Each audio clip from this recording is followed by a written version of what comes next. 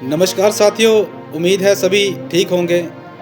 Right to information act 2005 ये right हमें ये बताता है कि हमें हक है अपने एरिया में हो रहे काम की जानकारी लेने का। पर जब हम नेशनल हाईवे अथॉरिटी से रिकॉर्ड मांगते हैं डिस्ट्रिक्ट रामबन में, तो उनका रिस्पांस कुछ और ही मिलता है।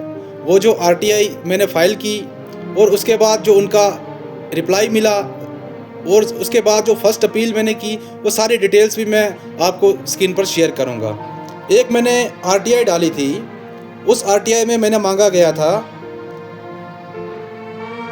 Certified copies of all quality assurance plan and inspection and test plan approved for Marog and Digdol tunnel works.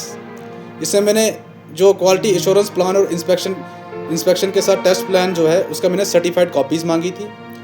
Complete test reports जो है वो मैंने मांगे थे sieve analysis, gradation, aggregate impact value, silt content, flakiness and elongation index.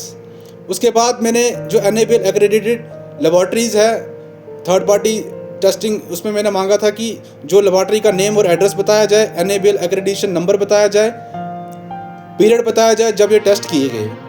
और उसके बाद मैंने मांगा था copies of third party testing report submitted by the contractor from time to time as mentioned point number 2 of the letter.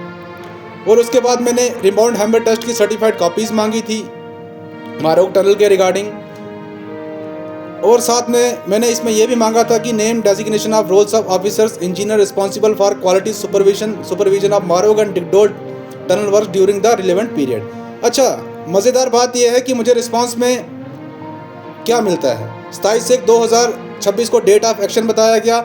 इसमें district Ramban project director reply में क्या लिखता है?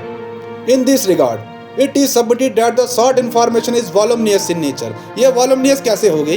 पब्लिक इंटरेस्ट की बात हो रही है ना, सेल्फ इंटरेस्ट की बात नहीं हो रही। And maintained at different levels. Also, according to section 79 of the RTI Act 2005, an information shall ordinarily be provided in the forum in which it is sought unless it would disproportionality divert the resources of the public authority of preservation of the record question। अब ये कैसे divert हो गया मुझे समझ नहीं आ रहा। Also the CPIO Central Public Information Officer is not supported to create information or to interpret information or to solve the problems raised by the applicants or to furnish replies to hypothetical questions। ये किस तरह का response हमें दिया जा रहा है, मैं मांग क्या रहा हूँ और कहा क्या जा रहा है। Hence completion of all the data requested in specific format would unnecessarily divert the resources of this office। हमने किस तरीके से unnecessarily डाइवर्ट किया? जो उनका काम है हम उनसे वही इन्फॉर्मेशन मांग रहे हैं। आप कंपनी से डाटा लीजिए और हमें बताइए कि यहाँ कौन सा मटेरियल यूज़ हो रहा है, टेस्टिंग रिपोर्ट्स हमारे साथ शेयर की जाए। पर ये देखिए कि इस पर हमें रिस्पॉन्स क्या मिल रहा है। और कहते हैं सेल्फ इंटरेस्ट की बात करते हैं। और कभी जो प्रोजेक्ट डायरेक्टर NHAI रामबन है वो एक एफिडेविट का सहारा लेता है, कहता है कि सेल्फ इंटरेस्ट की बात है। वो जो एफिडेविट दिया गया था वो इस पर्पज़ के लिए दिया गया था कि एक बार दोबारा से री एंटर हो जाऊँ प्रोजेक्ट में, जिससे और सारे स्ट्रांग एविडेंस मैं कलेक्ट कर पाऊँ और मैं मॉर्थ को ये सबमिट कर पाऊँ, PMO ऑफिस में मैं ये सबमिट कर पाऊँ। पर ये गलत तरीके से इस चीज़ को ये दर्शा रहे हैं। और कभी कभार तो हमें फ़ोन भी आते हैं कहीं से, कभी व्हाट्सएप कॉल आता है, कभी कुछ आता है। बिना सेक्शन 35(3) के भारतीय नागरिक सुरक्षा संहिता के तहत हमें बुलाया जाता है, बिना 35(3) के नोटिस के। और उसके बाद साथ में ही कंप्लेंट कॉपी भी हमारे साथ शेयर नहीं की जाती। एक RTI मैंने और डाली थी जिसमें मैंने ये पूछा था कि जो टोटल सेंक्शन प्रोजेक्ट कास्ट है ब्लैक टॉपिंग वर्क जो रामबन मैत्रा, वो हमें बताया जाए। और जो एडमिनिस्ट्रेटिव अप्रूवल है, टेक्निकल सेंक्शन है, इसका भी बताया जाए। और bitumen test report, aggregate test reports, file testing reports, compaction and thickness test reports, any third party या डिपार्टमेंट क्वालिटी कंट्रोल रिपोर्ट्स, ये भी शेयर नहीं की गई। Provide names and designation of engineers and official responsible for supervision and quality control of the set maintenance work, ये भी नहीं दिया गया।